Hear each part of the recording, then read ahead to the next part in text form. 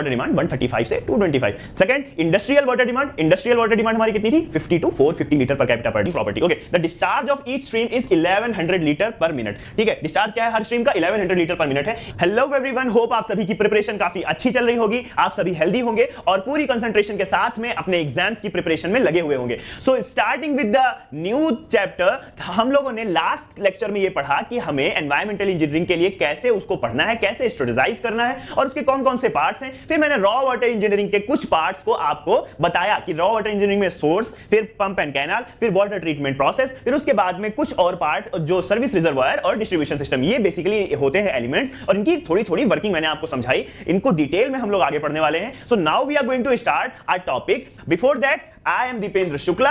I have done civil engineering from NIT Kurukshetra. I have cracked GATE many times and we are going to start this journey जिसमें हम लोग environmental engineering को बहुत ही अच्छी तरीके से पढ़ रहे होंगे। So हम लोगों ने पढ़ा था कि वाटर डिमांड क्या होती है। फिर मैं थोड़ा सा उसका स्टार्ट कर देता हूं कि अगर मैं आपको बोलता हूं कि सर भाई आपको एक रॉ वाटर स्कीम डिजाइन करनी है, तो आप मेरे से पूछोगे कि रॉ वाटर स्कीम डिजाइन करने से पहले कि सर आप ये बताओ कि वाटर की डिमांड क्या है, कितना वाटर हमको यहां से सोर्स से कम्युनिटी में ट्रांसफर करना है। So for that we need to understand कि हम वाटर डिमांड का कैलकुलेशन करें। अब वाटर डिमांड क्या है, उसके कौन कौन से पार्ट्स हैं, ये हमको समझना पड़ेगा। ठीक है, मैंने आपको ये तीन टर्मिनोलॉजीज क्लियर करी थी लास्ट लेक्चर में कि ये क्या क्या है। अगर मैं स्टार्ट करूं एनुअल ड्राफ्ट से, तो एक किसी पर्टिकुलर कम्युनिटी की, किसी पर्टिकुलर जगह की जो नीड होती है, एक साल की, 1 ईयर की जो नीड है वाटर की, उसको हम लोग बोलते हैं एनुअल ड्राफ्ट या फिर एनुअल डिमांड। उसके नाम से ही क्लियर है, इसलिए मैं लिख नहीं रहा हूं,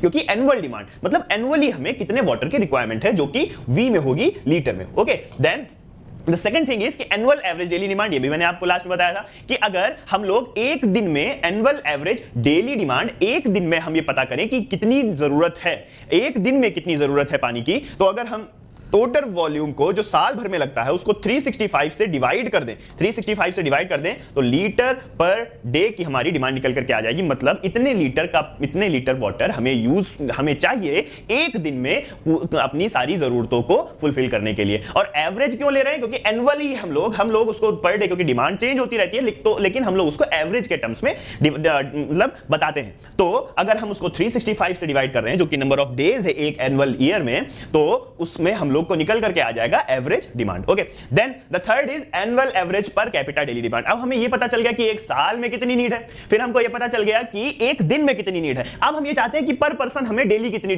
नीड है, तो उसके लिए हमने क्या किया, हमने वॉल्यूम डिवाइड बाई 365 तो पहले से ही कर रखा था। अब वॉल्यूम डिवाइड बाई 365 पहले से ही कर रखा, अगर हम साथ में पॉपुलेशन से भी डिवाइड कर दें तो हमें यह पता चल जाएगा कि पर पर्सन कितनी नीड है, और यही हमारी होती है litre per capita daily demand. ये इसी टर्म्स में हम सारी की सारी चीजों को एक्सप्रेस करने वाले हैं। फिर मैंने आपको पॉपुलेशन इक्विवेलेंट का भी कॉन्सेप्ट बताया था कि पॉपुलेशन इक्विवेलेंट मतलब कि हम लोग इंडस्ट्री, जो इंस्टीट्यूशन है, ये इनकी सबकी जो वाटर नीड हो, इसको भी हम लोग पॉपुलेशन की जो वाटर नीड है उसके टर्म्स में एक्सप्रेस कर देते हैं। इसको हम लोग अभी आगे बहुत ही डिटेल में पढ़ेंगे, इसके सारे कॉन्सेप्ट भी समझेंगे। तब तक के लिए we are going to start water demand. हमने वाटर डिमांड की जो जरूरतें हैं वो मैंने आपको बता दी कि इन टर्म्स को आपको पता होना चाहिए, तभी आप डिसाइड कर पाएंगे कि वाटर डिमांड कितनी है। Okay, then let's proceed. So अब हम पता करते हैं कि कितने टाइप्स की डिमांड होती हैं। Okay, so there are many types of demand. तो हम लोग सारी टाइप को डिमांड को अगर एक साथ बोलें, कलेक्टिवली बोलें, तो हम बोलेंगे कि these are total water demands. सारी की सारी डिमांड्स को कलेक्टिवली हम बोलेंगे total water demands. So starting with the first one, the domestic water demand.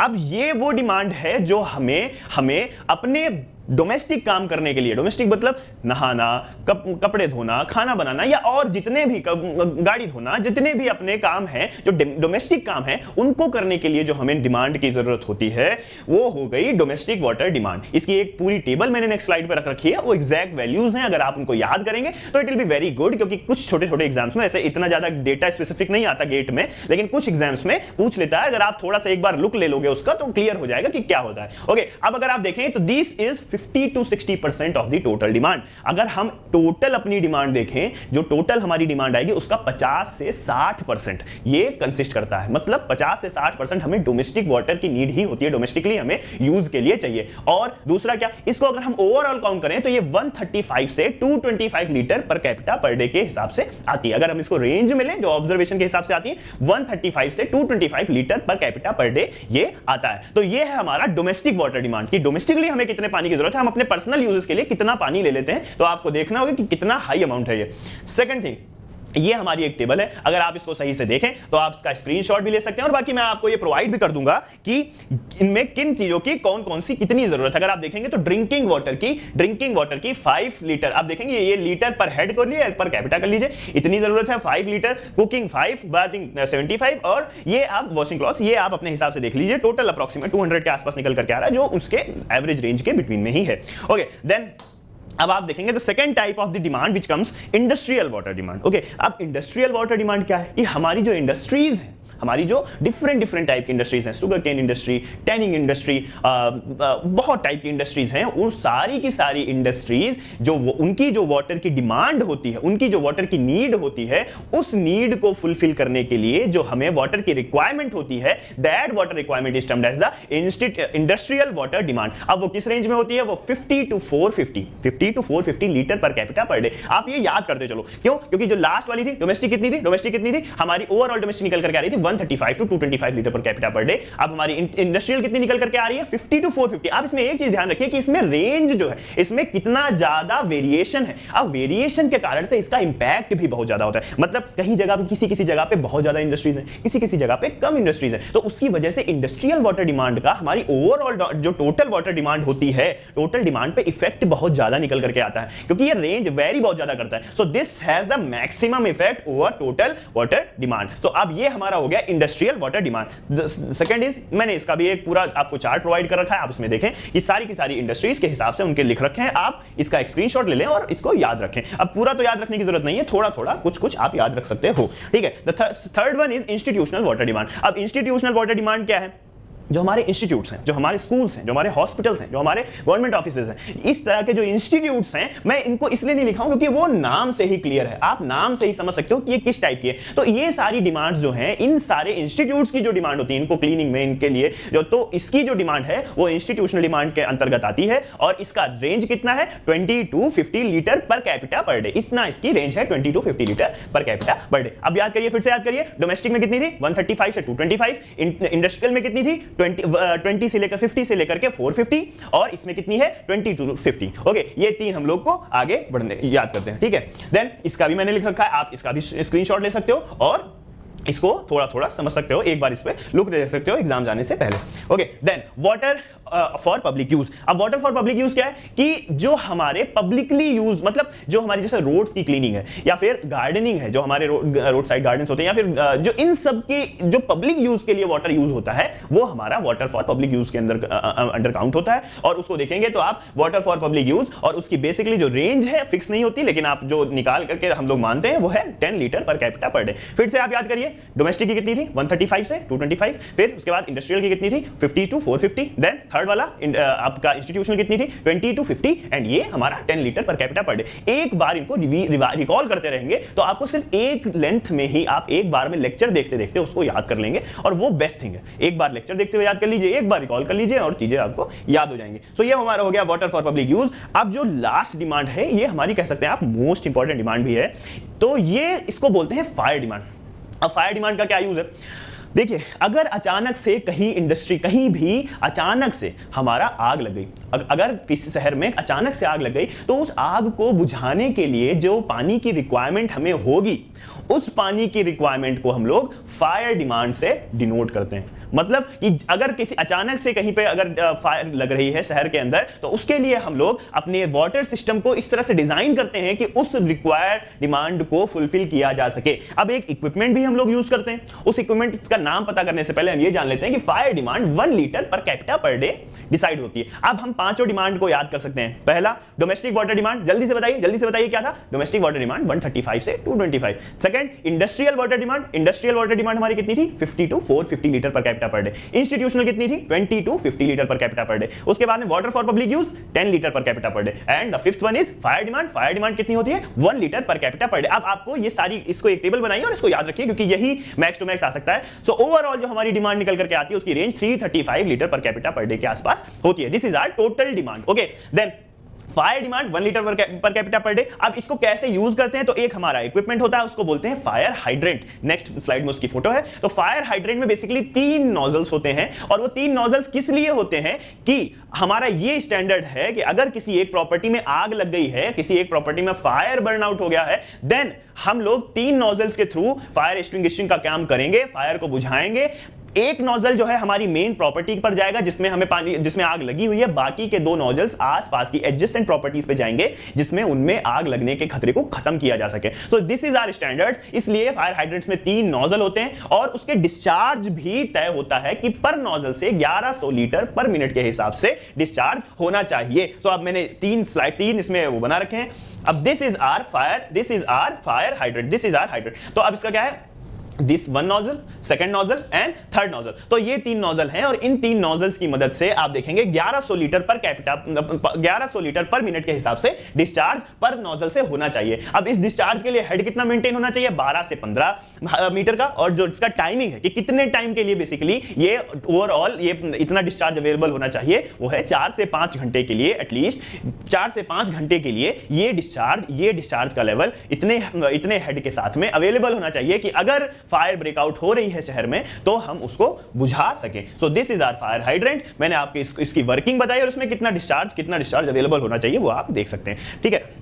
Next अगर आप देखें, नेक्स्ट तो ये हमारा अगर हम देखें तो ओवरऑल अगर हम देखें तो फायर डिमांड को यूज करने, फायर डिमांड को पता करने के लिए बेसिकली बहुत सारे फॉर्मूले होते हैं, बहुत सारे फॉर्मूले हैं, ठीक है। तो अब पहला सबसे जो सही फॉर्मूला है, जो गवर्नमेंट ऑफ इंडिया का मैनुअल मेथड है, वो इसमें नहीं है। तो अगर आप देखें फर्स्ट जो फॉर्मूला हमारा है वो है, आप उसको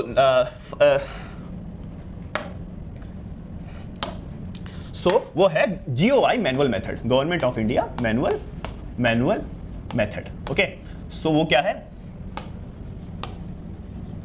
F is equal to fire demand is equal to 100 root P. अब यहां पे P क्या है, P पॉपुलेशन है, P is population in thousands, मतलब उसका कैसे थाउजेंड में हम कैसे पता करेंगे, let me clear. P is equal to population P is population in thousands, अब इसका क्या मतलब है, थाउजेंड्स का क्या मतलब है, मतलब अगर आपको पॉपुलेशन दे रखी है 2 लाख, तो आपका जो यहां पे आप P की वैल्यू पुट करोगे उसको 2 लाख को 1000 से डिवाइड कर दीजिए, जितनी बचेगी 2 लाख को अगर 1000 से डिवाइड कर देंगे तो 200 बचेगा, तो आप यहां पे 200 पुट करोगे, 3 0 कट गए तो 200 बचेगा और यहां पे आप 200 पुट करोगे। तो ये हमारा होता है P मतलब पॉपुलेशन, उसको हम थाउजेंड्स में यहां पे रखेंगे और इसका जो यूनिट होता है वो होता है किलोलीटर, उसका जो यूनिट है वो होता है किलोलीटर पर डे के टर्म्स में आती है। जबकि बाकी जो सारे फॉर्मूले हैं उसमें लीटर पर मिनट के हिसाब से जो यूनिट है वो फाइंड होती है। अब अगर आप देखें तो कैलकुलेशन ऑफ फायर डिमांड ये हमारा मेन मेथड है, government of India manual method. उसके बाद में जो हमारे मेथड्स आते हैं, पहला कुचलिंग फार्मूला क्या होता है, Q इज इक्वल टू, अब इतने सारे फॉर्मूले आपको लिख के जब आप इसको सॉल्व करोगे, क्वेश्चन 2 4 5 से सॉल्व करोगे तब आपको ये फॉर्मूले याद हो जाएंगे। 3182 रूट पी, उसके बाद में बर्सन्स फार्मूला 5663 रूट पी, इसमें सारे में पॉपुलेशन सेम है। Then national board of the fire underwriter formula, इसमें क्या है कि 4637 root P in bracket 1 minus 0.1 root p. Then Freeman's formula Q is equal to 1136 in bracket p by 5 plus 10.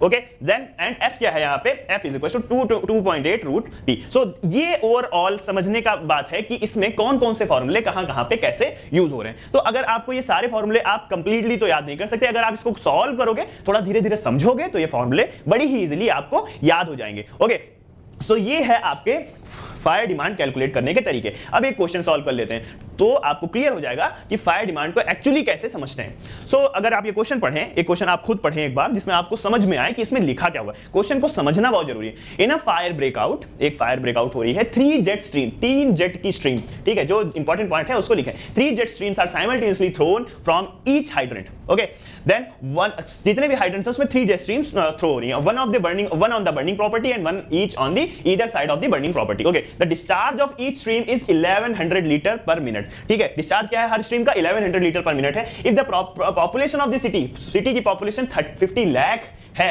And 6 fire breakout हो रही है एक दिन के अंदर, देन फायर स्टैंड फॉर, और फायर कितनी देर के लिए स्टैंड कर रही है, 3 घंटे के लिए स्टैंड कर रही है। तब डिटरमाइन करिए कि टोटल वाटर की रिक्वायरमेंट कितनी है। ठीक है, अब एक बार अगर आप सोचें तो आपको ओवरऑल स्टार्ट से करना चाहिए। फायर डिमांड आप देखें, फायर डिमांड फायर डिमांड जो है, fire demand is equal to, अब देखिए 1100 लीटर पर मिनट, ठीक है, डिस्चार्ज कितना हो रहा है 11, हमें ओवरऑल पानी बताना है। तो सबसे पहले हम ये लिखते हैं कि 1100 लीटर पर मिनट के हिसाब से पानी हो रहा है। अब पर मिनट है तो हमें मल्टीप्लाई कर देना है कितने मिनट्स हमें चाहिए। तो आप देखेंगे overall 3 hours, fire stands for 3 hours, 3 घंटे के लिए फायर स्टैंड कर रही है, ठीक है। तो अब हमने क्या मल्टीप्लाई किया, 3 और आवर्स है तो इसको 60 से मल्टीप्लाई करके मिनट कर लिया, ठीक है। तो ये हमारा हो गया 3 आवर्स, ठीक। ये आप देखेंगे इतना पानी 3 घंटे में एक हाइड्रेंट के एक नोजल से इतना पानी निकल करके आता है। अब कितनी जेट स्ट्रीम है, एक हाइड्रेंट में कितनी जेट स्ट्रीम है, 3 जेट स्ट्रीम है, तो हमने 3 से मल्टीप्लाई कर दिया। अब 3 से मल्टीप्लाई करके मतलब 3 और साथ में 6 फायर ब्रेकआउट हो रही हैं, तो पर फायर के लिए एक हाइड्रेंट हमें एक फायर हाइड्रेंट चाहिए जिसमें 3 जेट स्ट्रीम है, तो हमने 6 फायर ब्रेकआउट करवा दी, 6 फायर ब्रेकआउट करवा दी। अब डिवाइड बाय ये हमारा आ जाएगा टोटल वॉल्यूम, हमको इसमें पर कैपिटा चाहिए तो हम इसमें 50 lakh 50 into 10 to the power 5 से मल्टीप्लाई कर देंगे, तो हमारा यहाँ पे per capita litre per capita per day के हिसाब से हमारा ओवरऑल निकल करके आ जाएगा, ठीक है। आप इसको सॉल्व कर लें और इसका सॉल्यूशन निकाल लें, तो आप ये देखेंगे कि पूरा हमने लीटर में निकाल लिया, ये हमारे हमने पूरे पर डे। अब पर डे कैसे आया, क्योंकि इतनी फायर ब्रेकआउट हो रही है एक दिन में, so litre per capita per day के टर्म्स में आंसर आ जाएगा, जो भी सॉल्यूशन हो समझ लीजिए। मैं इसमें लिख देता हूं जिसमें आपको डाउट ना हो। ये हमारा 3 आवर्स के लिए है, 3 आवर्स के लिए है। फिर उसके बाद में ये हमारा 3 जेट स्ट्रीम है, 3 जेट स्ट्रीम है, और ये हमारा 6 फायर ब्रेकआउट है, 6 fire breakout. Okay, so this is per day 6 fire breakout per day. So ये आप देखेंगे ये हमारा फायर डिमांड को कैलकुलेट करने का तरीका है। सो ये ओवरऑल हमारे हो गए कि कितनी हमें डिमांड की आवश्यकता होती है, वाटर डिमांड ओवरऑल कितने टाइप्स की होती है, और उसमें से मेन इंपॉर्टेंट कि फायर डिमांड का एक फॉर्मूला और उसके जितने और फॉर्मूले हैं वो सारे, और उसके साथ में जो एक क्वेश्चन न्यूमेरिकल फायर डिमांड का, जिसमें आपको समझ में आ जाए कि ओवरऑल इसकी जरूरत क्या होती है। So this is the overall thing. हमने वाटर डिमांड के टाइप्स पढ़ लिए। अब नेक्स्ट लेक्चर में हम लोग ये पढ़ेंगे कि कैसे हम सारे एलिमेंट्स को कैसे डिजाइन करते हैं, उसमें कौन कौन सी चीजें होती हैं और कौन कौन से एलिमेंट्स होते हैं। सो दिस इज इट। अगर आपको लेक्चर समझ में आ रहा है, अगर आप आगे के लेक्चर में कंटिन्यू करना चाहते हैं, सो आप प्लीज इस चैनल को सब्सक्राइब करें और बेल नोटिफिकेशन दबा दें, जिससे आपको आगे के लेक्चर्स की नोटिफिकेशन टाइम पे मिल जाए, और हम लोग इस सारे के सारे एनवायरमेंटल इंजीनियरिंग को रिवाइज करते हुए, समझते हुए और रिवीजन करते हुए, दिमाग में फिट करते हुए चलेंगे। This is our aim. Okay, so goodbye. Sir बाहर आ गए, सर को बोल दे।